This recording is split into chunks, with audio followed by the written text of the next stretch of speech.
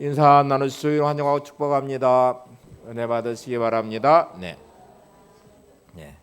오늘은 교회 절기상 종려주일입니다. 예수님이 십자가 지시기에서 예루살렘 입성하신 날이고요. 이번 주는 고난주가 시작되는 날이기도 합니다. 금요일 날 주님이 십자가에 못 박혀 죽으신 성금요일 날이기도 합니다. 그래서 십자가에 대한 의미를 깊이 묵상하며 또 우리가 결단해야 되는 기간을 보내기도 합니다. 도대체 주님의 십자가가 어떤 의미이기에 세상은 주 앞에 굴복하고 또 이 기독교는 이렇게 역사를 뚫고 이 시대까지 이렇게 믿음의 사람들로 세워갈까요? 십자가는 잘 아시는 대로 로마의 사형 형틀이었습니다. 로마의 법에 의해서 예수님을 십자가에 처형했습니다. 이 처형하는 과정에 이스라엘 유대 지도자들 왕을 포함해서 제사장과 모든 사람들이 합심하여 예수님을 고발했고 그 법의 절차에 따라서 주님은 처형을 당했습니다. 그렇게 세월이 흘러서 313년에 콘스탄틴 황제, 로마 황제는 기독교를 국교로 인정하고 로마 전체가 기독교에 예수님 앞에 엎드렸고 무릎을 꿇었습니다. 자기들의 법에 의해서 처형한 한 사람, 그리고 세월이 지나서 300년의 세월이 지나가고 그 처형한 예수님 앞에 로마는 굴복하고 세상은 모든 사람들은 주님의 십자가를 기억하면서 왜 이런 의미가 우리한테 부여되는 것일까? 오늘 이제 십자가 의미를 한번 찾아보는 시간인데요. 되게 사람들은 이게 몰라서 당하는 불이익이 분명히 있습니다. 아는 게 힘이라는 말이 내가 몰랐기 때문에 손해를 보기도 하고 몰라서 어떤 것을 얻지 못하기도 하고 불이익을 당하고 고통을 당하기도 합니다. 그래서 아는 것만큼 보이고 아는 것만큼 누리고 아는 것만큼 뭔가를 얻어갈 수 있는 세상의 구조가 있는데 그런데 세상에 이 아는 것은 때때로 살아가면서 손해도 보고 불이익도 당하고 고통과 고난을 당할 수도 있지만 그건 세상 살아가는 동안 일시적인 것들이잖아요. 근데 우리가 이거 너무 중요하다고 생각해요. 그래서 아이들에게 많이 배움을 강조하는 이유 중에 하나가 아는 만큼 세상에 많은 것들을 누릴 수도 있고 어떤 위치로 올라갈 수도 있고 또 뭔가를 얻어낼 수도 있고 그렇기 때문에 아는 것이 축적된 경험이 세상을 살아가는 큰 힘과 능력이 될 수도 있죠. 자, 그러면 여러분 세상에 이 아는 것이 주는 유익이 분명히 있다면 십자가를 안다는 건 어떤 의미가 있을까? 또 모르면 어떤 일이 벌어지는 것일까? 예수님의 십자가를 모르면 불이익을 당하는 어느 정도가 아니고요. 영생의 문제가 걸려 있죠. 영혼을 잃어버립니다. 천국을 잃어버리고 또 우리의 영원한 생명을 잃어버리게 되죠. 만약에 우리가 땅을 살아가는 그 삶에 이거 아는 거 중요해, 이거 경험이 중요해, 이런 거를 내가 알면서 이만큼 얻을 수 있어 라고 강조하는 그 강조만큼 내가 십자가의 의미를 아는 것에 대한 의미를 부여하면서 정말 거기에 대해 목숨과 생명을 걸 만큼 십자가가 되게 소중한 것인가. 좀 전에 말씀드린 대로 영생의 문제가 달려있다면, 천국과 지옥이 나눠지고 있다면, 그리고 영혼의 문제가 그 안에 달려있다면 십자가는 그 어떤 것보다 더 중요하게 우리가 알아야 될 이유가 있죠. 그런데 정말 내가 그런 거를 인식하고 그거를 내가 정말 그 의미를 부여한다면 여러분 가까이 있는 사람들의 영혼, 그들의 구원의 문제에 있어서 왜 이렇게 방관자처럼 내가 지낼 수 있을까? 세상의 것들에 돈을 버는 것에, 명예를 얻는 것에, 어떤 학문적 업적을 이루는 것에 그렇게 목숨을 걸듯 최선을 다하게 하고 또 그렇게 가르치고 강조하면서 그거는 세상 살아가는 동안에 필요한 것들이죠. 일정 부분의 유익을 얻을 수 있고 어떤 성취를 할 수도 있고 뭔가 어떤 자리에 올라갈 수 있는 지식이지만 예수를 믿는 것을 아는 것, 십자가 의미를 아는 것은 영원한 생명의 문제가 달려 있는데 내가 이거를 인식한다면 여러분의 가족이든 가까이 있는 사람이든 그 영혼을 그렇게 방치할 수 있을까?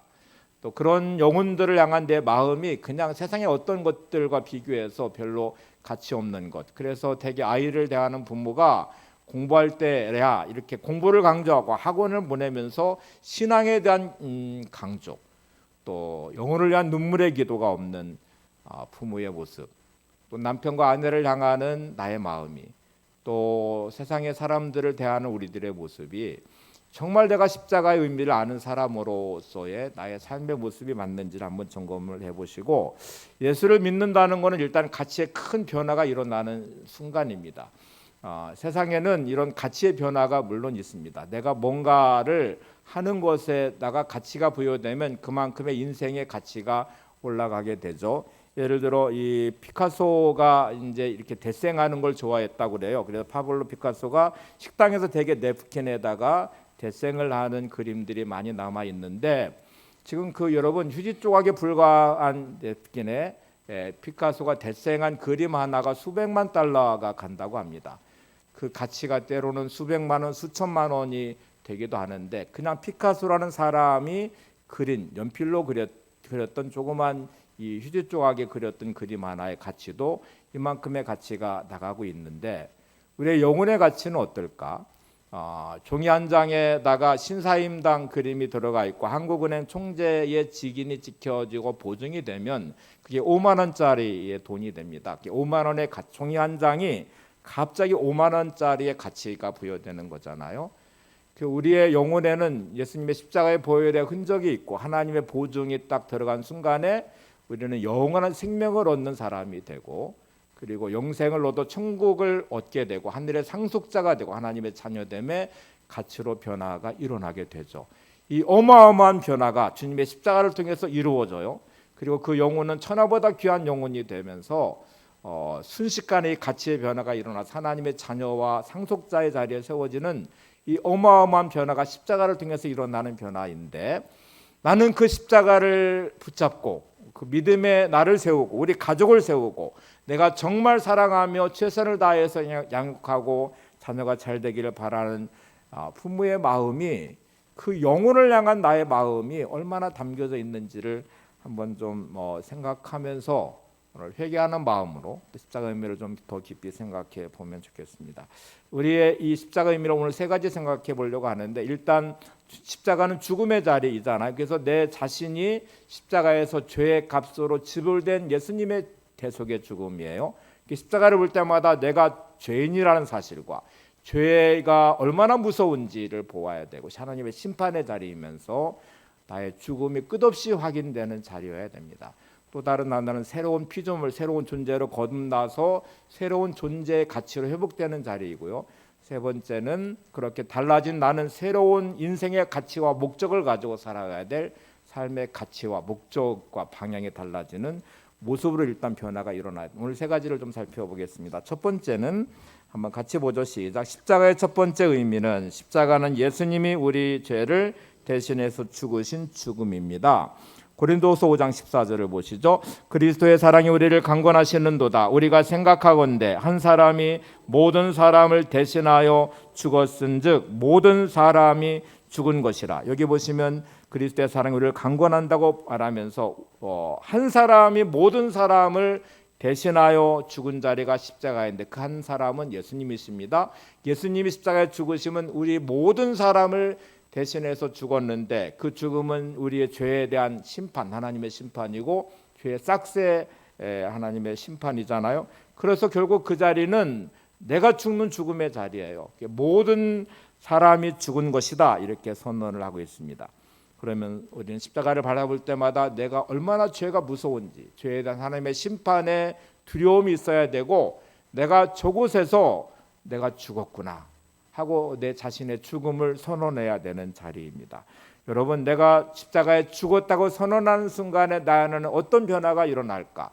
죄의 무서움을 내가 알면, 하나님의 심판의 두려움을 알면 죄 짓는 것에 대해서 즐기거나 아무 감각이 없거나 그럴 수가 없죠. 그리고 그 죽음이 얼마나 무서운 하나님의 심판인지를 우리가 보아야 되겠죠. 1948년에 2차 대전이 끝난 다음에 세계가 분열되고 온갖 전쟁이 난무한 상태의 그 참혹한 현실에 상처를 끌어안고 세계교회 지도자들이 한자리에 모였습니다. 암스테르담이라는 곳에 모여서 교회가 분열되지 않고 하나가 돼서 이 세계 평화와 또 이 땅에 하나님의 복음을 증거하는 일을 우리가 함께 하자는 이제 창립 총회를 열게 되는데, 그 개회의 순서에 특별한 순서 하나가 들어갔습니다. 장례식 순서가 들어갔는데, 각 세계의 교회 대표들이 모였을 때 한 번도 통보받지 않았던 이 순서, 그것도 개회 예배 드리는데 누군지도 모르는 장례식 순서가 들어가 있다는 것도 충격이었고, 입장할 때 꽃 한 송이, 조화로 꽃 한 송이씩을 주어서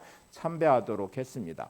예배 순서가 끝자락에 가면서 이제 이 장례식 절차가 진행이 됐고요. 한 사람 한 사람 앞에 나와서 이제 이 조화를 조문을 하면서 관 안에 있는 누군지를 바라보게 됐어요.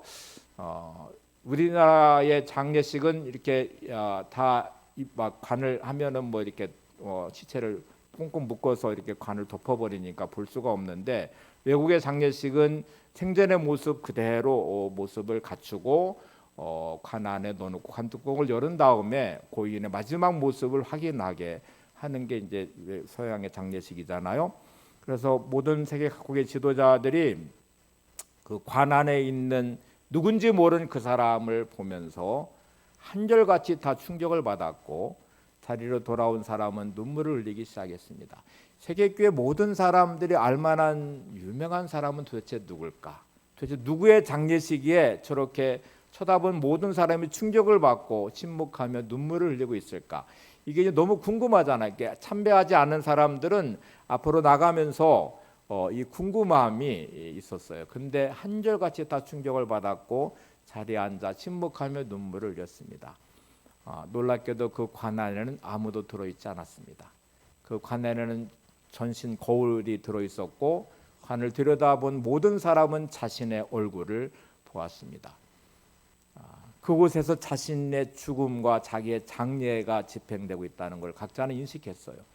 여러분, 우리나라가 교단이 참 많고 교회들마다 갈등이 얼마나 많아요. 한 교회 안에도 갈등이 있고 또 교단마다의 갈등이 있고 하나 되기가 너무너무 어렵고 힘들어요.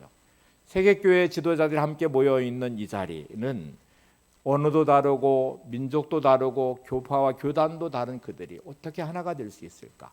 하나 되는 길은 딱 하나밖에 없습니다. 자기가 죽어야 돼요. 내가 죽어야 내 의견, 내 생각, 내 감정을 표출하지 않게 되고 주님의 십자가 안에서 하나 되는 길을 찾아낼 수 있어요. 교회가 하나 되는 길은 내가 죽어야 돼요. 주님의 뜻이 내 안에 이루어져야 되고 주님이 내 안에 사셔야만 주의 몸을 이루는 교회가 하나가 될 수 있는 길이 열립니다. 가정이 하나 되는 길은 내 혈기가 죽어야 되고 내 생각과 감정이 죽어서 주님이 원하시는 가정이 되기를 소망하는 마음으로 하나 될 때 가정이 하나 될 수 있습니다. 세상의 온갖 이 갈등과 전쟁과 우리나라 요즘 이 시대를 보면 좌우의 갈등과 진보와 보수의 갈등과 정치권의 갈등과 얼마나 많은 갈등들이 사회에 난무해요. 이 파시즘이라고 하는 용어가 요즘 유행하더라고요. 이 중앙대 교수는 한국 지식인의 90%는 파시즘입니다. 교육 자체가 그렇대요. 나와 다른 사람을 적으로 규정하고 반드시 처단해야 될 사람, 반드시 죽여야 될 사람, 반드시 없어져야 되는 사람으로 규정하니까 어느 순간에 이념이 달라지고 좌우와 진보와 보수가 달라지는 순간에 가족 간에도 성도 간에도 온갖 저주가 쏟아지고 이런 일들이 난무하는 게 우리나라예요. 서로가 살아있는 모습이 결국 이 갈등을 만들어내요.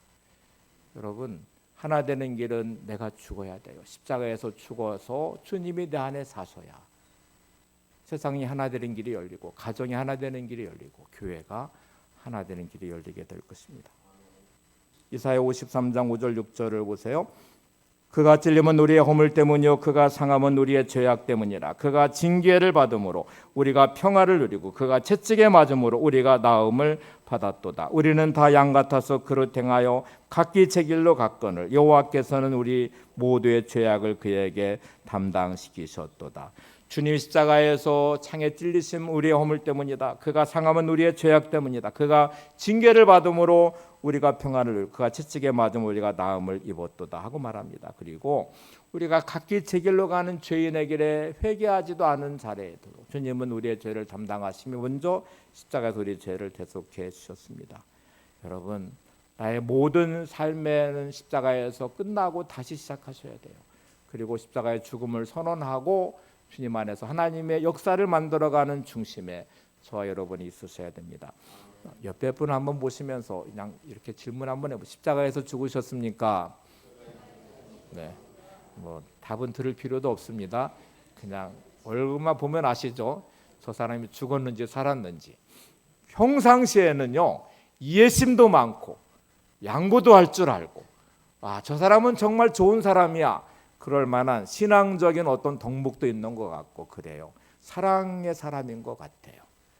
근데 지난주도 말씀드렸지만 고난을 당하고 억울한 일을 당하고 감정이 상하는 순간에 그 사람의 진짜 민낯이 드러나. 그게 영적 실력이고 믿음의 실력이기도 하고요, 그 사람의 신앙의 현주소이기도 해요. 우리는 죽은 것 같지만 죽지 않았어요. 마치 내가 주님 안에서 죽고 주님이 내 안에 사셨습니다. 갈라디아서의 고백처럼 우리가 입술로는 고백을 하지만 여전히 내 안에는 내가 살아있는 모습이 얼마나 많은지 몰라요. 조선일보의 논설위였던 이규태 씨라는 분이 계신데, 이분이 한때 연극을 너무 좋아했대요. 그래서 연극을 연출가로서 한동안 활동했던 때가 있었는데, 독일 작가가 쓴 집주인이라는 연극을 무대에 올릴 때의 이 에피소드를 글로써 신문에 기고한 적이 있습니다. 근데 이분이 연극을 이렇게 하는데 이제 배역이 많지는 않아요. 아버지가 있고 아버지가 돌아가신 다음에 아들과 새어머니, 계모와 이 재산권을 가지고 갈등하는 장면이 주 내용으로 이루어져 있습니다. 그 연극을 하기 위해서는 아들이 대역이 필요하고 어머니, 새어머니 대역이 필요하고 또 이 죽은 아버지의 대역이 필요한데, 아버지 대역은 대사도 없고요, 얼굴도 없이 그냥 천으로 그냥 덮어놓은 상태로 이제 연극이 시작하면서 끝날 때까지 해야 되는 연극이잖아요. 이 연극의 배역을 찾기가 어려웠대요. 아버지 역을 할 만한 사람이 누가 있겠, 처음부터 끝까지 이제 누워만 있는 배역, 천으로 덮여져 있는 배역을 누가 원하겠어요. 근데 평상시에 저한테 배역 좀 하나 주세요, 저 아무것도 괜찮아요, 저도 꼭 연극을 하고 싶어요, 이렇게 좀 간절히 소망했던 사람이 있어서 이 배역을 해보라 했더니 안 하겠다고 하더래요. 그게 무슨 배역이냐고, 얼굴도 없고 대사도 없고 처음부터 끝까지 누워만 있어야 되는 배역은 저는 안 하겠다고 해서 다음에 좋은 배역을 줄 테니까 제발 좀 해달라고 부탁을 해서 이 연극이 이제 무대에 올려졌습니다. 주 내용은 이제 아버지가 돌아가신 다음에 장례식을 하는 과정에 아들과 이 새어머니 계모 간에 막 갈등이 주 대사의 내용이에요. 그 재산이 많은 아버지의 재산을 어떻게 할 것인가 하는 부분에 갈등이 막 이게 그려져 있다가 마침내 아들이 합의가 되지 않으니까 더 이상 뭐 어떻게 해볼 수가 없는 상태가 되니까 아들이 아버지 장례식은 관심이 없고요, 금괴를 가지고 이제 집을 나가려고 하는 장면이 점점 음악이 커지며 클라이막스가 되고요, 금괴가 떨어지면서 이제 이 정점에 이르게 되는데, 갑자기 관객들이 막 웃음보가 터졌어요. 이유는 금괴가 떨어지면서 쿵 하는 소리에 이 누워있던 아버지의 배역을 맡은 사람이 벌떡 일어나 버렸어요. 연극을 지금 해야 되려면 이거 계속 있어야 되거든요. 근데 이 누운 사람이 심심하고 지루하니까 어느 순간 잠이 들어 버렸어요. 그래서 이제 쿵 하는 소리에 깜짝 놀라서 이제 일어나서 두리번거리기 시작했는데, 관객들은 그걸 보면서 얼마나 웃었겠어요. 이규태 씨가 더 이상 연극이 진행될 수가 없음을 보고서 나와서 죄송합니다, 그냥 희극 한 편 봤다고 생각하시고 돌아가시기 바랍니다. 그래서 연극을 끝까지 못하고 그냥 그렇게 마쳤던 경험이 있다고 말을 하면서 이제 글을 쓴 적이 있는데요. 한번 생각해 보셔야 돼요. 하나님의 구속의 역사는 하나님이 연출이 돼서 이루어가는 우리의 인생의 삶, 하나님이 연출가가 감독이 되셔서 우리의 가정을 하나님의 인도에 가신 우리의 가정이, 하나님이 연출가가 되셔서 이끌어 가신 우리 나눔의 교회가 잘 되고 있습니까? 여러분은 배역에 충실하십니까? 죽어 있어야 될 내가 펄펄 살아서 내 삶을 세워버리면 하나님의 구속의 역사는, 구원의 역사는, 하나님의 드라마는 만들어질 수가 없어요.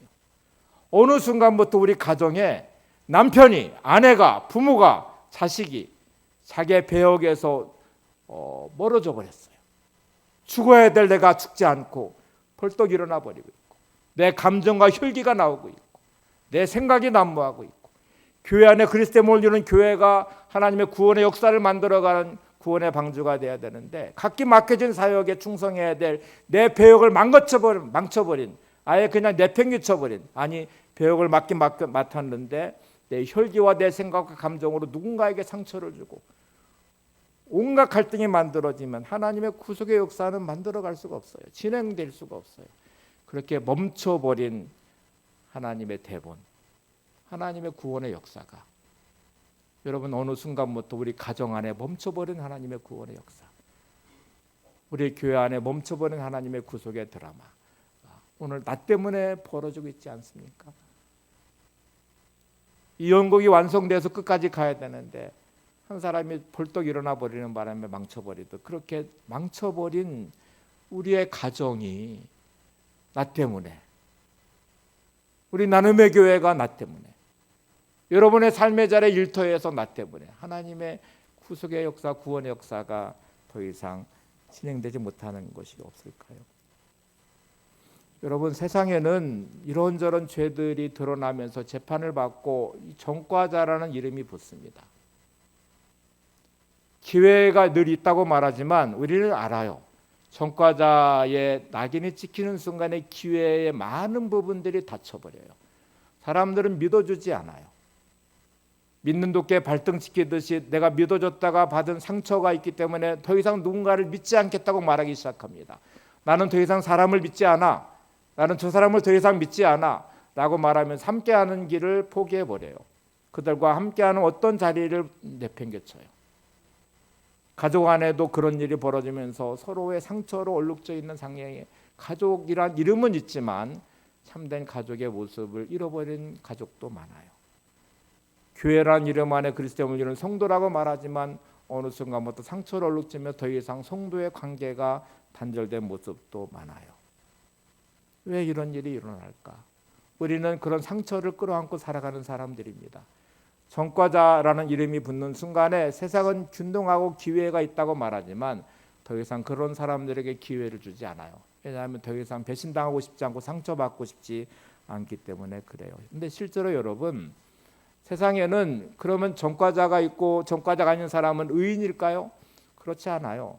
그냥 드러난 죄인과 드러나지 않는 죄인만 존재할 뿐이에요. 세상에 보면은 얼마나 많은 일들이 죄를 지면서 드러나지 않아 법적 처벌을 받지 않고 있는 사람, 불추원해서 처벌을 받게 하고 있는 전과자로 나눠져 있죠. 요즘에 막 뉴스에 이슈가 된 게 2,800원 이렇게 버스 요금을 커피 사 먹었다는 이유로 해고를 당한 사람이 계속 또 뉴스화 되더라고요. 그거를 판결한 사람이 이번 헌법재판관에 임명이 되나 봐요. 그래서 이렇게 연결이 돼서 누군가는 어마어마한 죄를 짓고도 법적으로 아무 처벌도 받지 않고 마치 대단한 사람인 것처럼 활개치지만 힘없는 어떤 약자는 2,800원 그 동전 몇 개로 커피를 먹었다고 해고를 당하고 죄인이 되고 벌금을 물고, 이런 세상이 지금 우리가 사는 세상이에요. 법으로 처벌받은 죄인과 처벌받지 않는 죄인이 존재하죠. 우리는 그런 전과자라고 욕하기 시작하고 누군가를 향하여 비난하고 저주하듯이 말하고 있는 나는 거룩하고 성결하고 죄인이 없는 의인이십니까? 우리는 드러나지 않는 죄인일 뿐이에요. 자, 이거를 다시 하나님께로 끌어올려 보세요. 하나님은, 세상은 법적으로 드러나지 않는, 처벌받지 않는 어떤 사람과 처벌받은 전과자가 존재해요. 드러난 죄와 드러나지 않는 죄가 존재해요. 그래서 우리는 마치 괜찮은 사람인 것처럼 포장하고 가면을 쓰며 살아가고 있습니다. 그리고 전과자를 향해서 온갖 비난을 하면서 저주를 해요. 그러는 나는 깨끗한 사람인가라고 말할 때 그렇지 않거든요. 근데 하나님은 나의 모든 것을 너무 잘 아세요. 드러나지 않는 죄도 잘 알고, 숨겨버린 죄도 알고, 처벌받은 죄인이나 처벌받지 않는 죄인이나 하나님 앞에서 볼 때는 다 죄의 싹은 사망이라고 하시니까 다 심판받아 멸망해야 될 죄인이잖아요. 세상은 전과자라는 이름으로 기회를 박탈해버리지만 하나님은 그럼에도 불구하고 우리를 여전히 믿어주십니다. 여전히 사랑하십니다. 우리는 수없이 내 발등 찍었다고 누군가를 저주하고 정죄하고 상종하지 않겠다고 말하는데 하나님은 수없이 우리가 하나님의 발등을 찍어요. 용서해주고 기회를 줬는데 또 배신해요. 또 말씀을 거역해요. 또 욕망과 욕심에 따라 살아가요. 그런 나를 오늘도 새 생명을 주시고 오늘도 기회를 주시고 하나님의 자녀라고 예배자라고 오늘도 부르셔서 예배를 받으세요. 하나님은 오늘도 그러세요. 죄 지은 우리를 여전히 사랑하시는 하나님, 죄 지은 우리를 여전히 기회를 주시는 하나님, 십자가 앞에서 우리 죄를 용서하시고 다시 한번 시작하라고 말씀하시는 하나님. 오늘 여러분 힘들고 어려울 때마다 주의 십자가 앞에 나가야 될 이유는 하나님은 그런 나를 받아주시니까요. 그런 나를 여전히 사랑하시니까요. 힘들고 어려운 나에게 새 힘을 주시고 여전히 기회를 주신 하나님이 계시니까 오늘도 믿음으로 주 앞에 나갈 수 있는 것이죠. 누군가를 향하여는 한번 상처를 주면 관계를 단절시키고 상종도 하지 않고 다시는 기회를 주지 않는 사람들을 우리가 대하지만 주님 앞에 나갈 때마다 죄를 묻지 않으시고 용서하시는 그 은혜가, 십자가에서 주님은 여전히 우리를 향해서 내가 너를 사랑한다, 내가 너의 죄값을 대신 지불하니 너는 너의 인생을 살아라, 오늘도 나는 너한테 새로운 기회를 준다 하고 말씀하시는 이 두 번째 의미를 여러분 기억하시기를 바랍니다.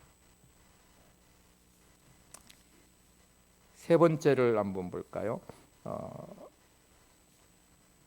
두 번째도 살펴봤죠. 두 번째 보겠습니다.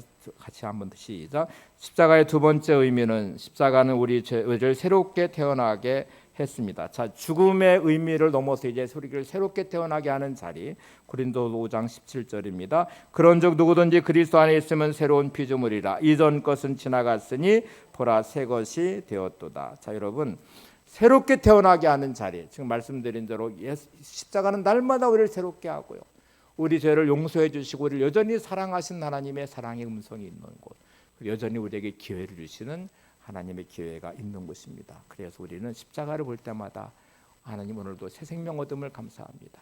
오늘도 새로운 기회 주심을 감사합니다. 오늘도 나를 인정하시고 오늘도 우리의 가정을 맡겨주시고 오늘도 교회 나눔의 교회 성도로 저를 불러주시고 오늘도 일터에서 주님의 귀한 사명 감당하도록 일터도 허락하신 주님을 찬양합니다. 이 마음의 새로워짐이 날마다 주님 안에서 여러분 변화가 일어나기를 바랍니다. 이제 세 번째로 한번 가볼게요. 시작. 십자가의 세 번째 의미는 십자가는 우리 인생의 목적을 완전히 바꾸어 놓았습니다. 인생의 목적을 완전히 바꾸어 놓은 자리. 십자가는 나를 새롭게 할 뿐만 아니라 새로워진 나는 새로운 인생을 살며 새로운 가치를 가지고 새로운 삶의 목적을 가지고 살아가는 사람으로 우리를 세워놓았다는 것이에요. 죽음이라고 하는 것, 십자가는 죽음이라고 말씀드렸잖아요. 죽음은 모든 것을 끝내버리는 자리입니다. 여러분, 내가 젊은 나이에 죽음을 맞이하면 나머지 남은 생애가 끝나버려요. 나이가 들어서 죽음을 맞이하면 살아온 인생의 시간은 살았지만 남은 생애의 시간은 기회는 없잖아요. 죽음은 모든 것을 끝내버리고 끝내버린 그 자리는 그냥 끝나는 게 아니라 살아온 인생의 시간과 삶의 흔적을 누군가의 기억 속에는 남아있고 누군가의 기억 속에는 나를 평가하기 시작합니다. 여러분의 살아온 인생으로 평가를 해요. 오늘 내 생명이 끝난다면 가까운 아내는, 남편은, 자녀는, 부모는, 같이 신앙생활하는 성도들은 나를 어떤 모습으로 기억할까? 나를 도대체 어떻게 나를 평가할까? 하는 한번 생각을 오늘 해보셔야 돼요. 내가 새로워져서 새로운 가치를 가지려면 지금까지의 삶과 단절된 새로움이 있어야 되잖아요. 그러면 오늘 나의 죽음이 오늘 이 시간에 내게 찾아온다면 나는 세상 사람들에게 어떻게 기억될까? 더 무서운 사실은 하나님도 평가하신다는 것입니다. 여러분의 인생이 이렇게 끝나고 하나님 앞에 서면 하나님은 여러분의 인생을 어떤 모습으로 기억하시며 평가하실까요? 제가 대학원 다닐 때 목회 상담 과정 중에 죽음 일기라는 거를 썼어요. 영동 세브란스 병원에서 이제 실습도 하면서 이렇게 상담하고 또 이 상담 일지도 쓰기도 했는데 제일 기억 남는 게 이 죽음 일기예요. 과제로 시작한 일기였는데 저녁에 대해서 잠자리에 들기 전에 죽음아라고 시작하는 일기입니다. 죽음아, 오늘 내가 어떻게 살았는지 오늘의 삶을 평가해 봅니다. 오늘 내가 죽음이 찾아왔다면 나의 삶은 오늘 어떻게 살았는지. 죽음아라고 써놓고 하루를 뒤돌아보면서 저는 많은 생각을 하게 됐어요. 오늘 내 인생이 끝나면 내 인생은 어떤 모습일까? 누군가에게 어떤 기억으로 남아있을까? 하나님은 오늘까지 산 내 모습을 어떻게 평가하실까? 여러분, 죽음은 멀리 있지 않습니다. 죽음은 가장 가까이 여러분에게 붙어 있어요. 한순간에 죽음이 찾아오고요. 예정돼 있지 않잖아요. 불의의 사고로 죽어간 많은 사람들, 또 이런저런 이유로 죽음을 맞이하는 분들을 보게 되죠. 제가 이렇게 대학교 3학년 때 학생부 안에 중학교 다니는 아이의 죽음을 경험했는데요. 바로 주일날 제가 얼굴을 대하고 서로 대화하고 웃고 그랬던 아이가 주중에 죽었다는 소식이 전해왔어요. 한강에서 축구를 하다가 심장마비로 죽었대요. 그에게 저한테는 너무 큰 충격이었습니다. 여러분도 아마 이런저런 죽음을 많이 경험하셨을 텐데 갑작스러운 죽음 앞에 받는 충격이 있잖아요. 어제까지 함께했던 사람이 갑자기 죽음을 맞이하고, 우리 교회 송천동에 있을 때 개연이라는 청년이 취직을 하고 너무 기뻐했어요. 그래서 목사님 이제 다음 주 월요일부터 출근하게 되는데 집에 갔다 올게요. 그랬는데 갔다가 아버지 도와준다고 경운기를 몰다가 돌아가면서 심장을 찍어버리는 바람에 급사한 사건도 있었어요. 이런 죽음들이 우리 앞에 늘 가까이 있거든요. 예외가 없죠. 근데 여러분은 이 죽음을 한번 가까이 놓고서 한번 생각해 보세요. 나의 인생은 어떤 모습으로 기억될까?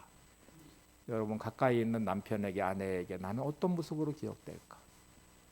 막 늘 화내는 남편, 늘 짜증 부리는 아내, 늘 비난하는 누구. 여러분 어떤 성도로 기억되시나요?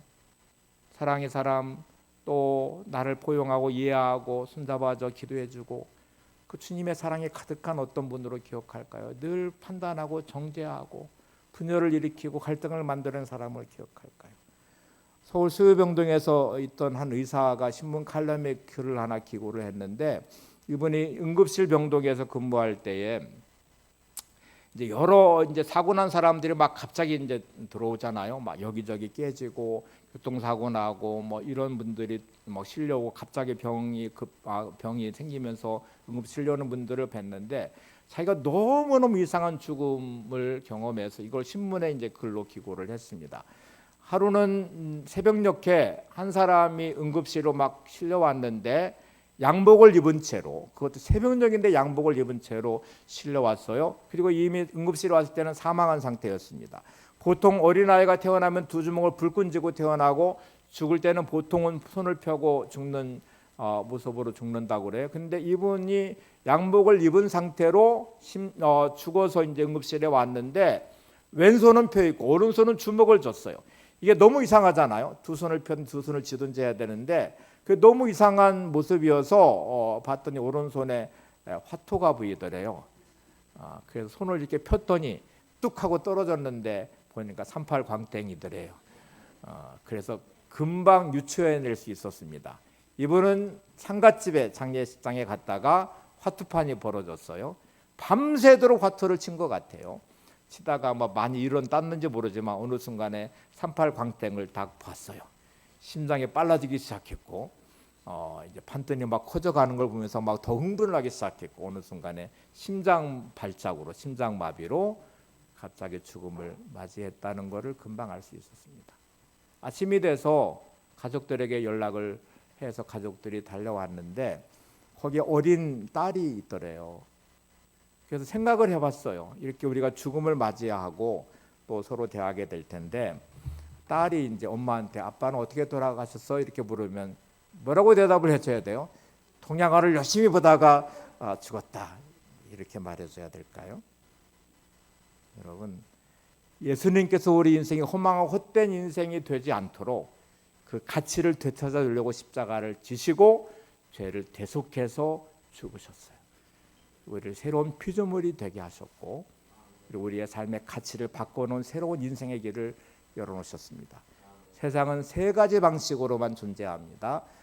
첫 번째는 너 죽고 나 살자는 방식이 있어요. 이게 세상의 보편적인 방식입니다. 이게 특별하지 않아요. 너가 죽고 나는 살아야 돼 하는 경쟁의 모든 구조는 다 이런 식으로 이루어졌어요. 여러분은 살아간다는 말은요, 누군가의 희생이 반드시 뒷받침돼야 돼요. 누군가의 죽음이 뒷받침돼야 돼요. 여러분이 고기를 먹는 것은 그 동물의 생명이 죽어요. 곡식을 먹는 것도 역시 곡식이 자라서 열매 맺는 그 생명을 여러분은 먹는 것이거든요. 이 땅을 살아가는 모든 삶은 누군가의 희생으로 밑거름이 돼서 살아가는 것입니다. 경쟁하는 것은 너를 죽이고 내가 살자는 식이거든요. 너를 내가 눌러야 내가 일어설 수 있어. 내가 너를 이겨야 내가 승리자가 될 수 있어. 모든 세상의 구조는 나 살기 위해서 너를 죽이겠다는 말이에요. 그게 모든 세상의 구조예요. 근데 진짜 더 나쁜 게 있어요. 나 죽고 너 죽자거든요. 물귀신 작전이에요. 나 혼자 죽을 수 없다. 나 혼자 당할 수 없다. 너도 같이 죽자. 이렇게 살아요. 가장 좋은 방법, 주님이 십자가로 증명해내신 방법은 나는 죽고 너는 살아라 하는 것이에요. 내가 죽어서 네가 살면 나는 너를 위해 죽어마. 주님이 그러셨어요. 우리를 향해서 이렇게 말씀하십니다. 너도 이렇게 살아라. 너도 네가 죽어서 누군가를 살리는 인생이 되어라. 가정에 네가 살겠다고 혈기 부리고 누군가를 죽이는 인생, 누군가의 영혼을 파괴시키는 삶이 되지 말고 네가 죽어서 아내를 살리고 네가 죽어서 남편을 살리고 네가 죽어서 자식을 살리고 네가 죽어서 부모님을 살리고 성도 간의 관계도 그래야 되거든요. 성경을 보시래요. 주님은 정확하게 이렇게 말씀하십니다. 고린도서 5장 15절을 보세요. 그가 모든 사람을 대신하여 죽으심은 살아있는 자들로 하여금 다시는 그들 자신을 위하여 살지 않고 오직 그들을 대신하여 죽었다가 다시 살아나신 이를 위하여 살게 하려 함이라. 주님이 왜 나를 위해 죽으셨어요? 라고 물으면 주님은 이렇게 대답하십니다. 내가 너를 위해 죽은 것은 다시는 너를 위해 살지 말고 나를 위해 좀 살지. 내가 너를 위해 죽으니 너는 나를 위해 좀 살아라. 나의 삶을 너의 삶 속에서 재현해라. 주님의 죽으심은 우리 인생을 바꾸어서 새로운 피조물 되게 하신 다음에 다시는 너를 위해 살지 말고 나를 위해 살도록 하기 위해서다 라고 말씀합니다. 다시 본문을 들여다보시면 이렇게 말하잖아요. 그가 모든 사람을 대신하여 죽으심은 살아있는 자들로 하여금 다시는 그들 자신을 위하여 살지 않고 오직 그들을 대신하여 죽었다가 다시 살아나신 이를 위하여 살게 하려 함이라. 우리는 여전히 그런데 내가 살기 위해 주님을 여전히 죽이고 있습니다. 신앙과 믿음과 예배는 내가 사는 길에 장애가 되면 한순간도 가차없이 내팽개쳐요. 예배 같은 거 나를 위해서라면, 자식을 위해서라면, 내 이익을 위해서라면 그거 아무것도 아니야. 믿음도 내팽개쳐요. 말씀 그 가치는 내 삶에 우스워요. 나를 위해서 뭔가 하기 위해서 거짓말하고 남을 속이고 또 인간적인 어떤 세상의 방법을 동원하면서 해나갈 때 말씀과 배치되는 순간에 우리는 말씀 붙잡지 않아요. 이게 얼마나 무서운 자리입니까? 여러분, 이제 우리가 고난주간을 시작하게 되는데 주님의 십자가 의미를 다시 한번 깊이 새기시면서 오늘도 이 아름다운 변화가 우리 가운데 있기를 바랍니다. 세 가지를 다시 확인하고 마치겠습니다. 같이 읽겠습니다. 시작. 십자가의 첫 번째 의미는 십자가는 예수님이 우리 죄를 대신해서 죽으신 죽음입니다. 십자가의 두 번째 의미는 십자가는 우리를 새롭게 태어나게 했습니다. 십자가의 세 번째 의미는 십자가는 우리 인생의 목적을 완전히 바꾸어 놓았습니다. 아멘. 주님을 찬양을 함께 부르시고 기도하겠습니다.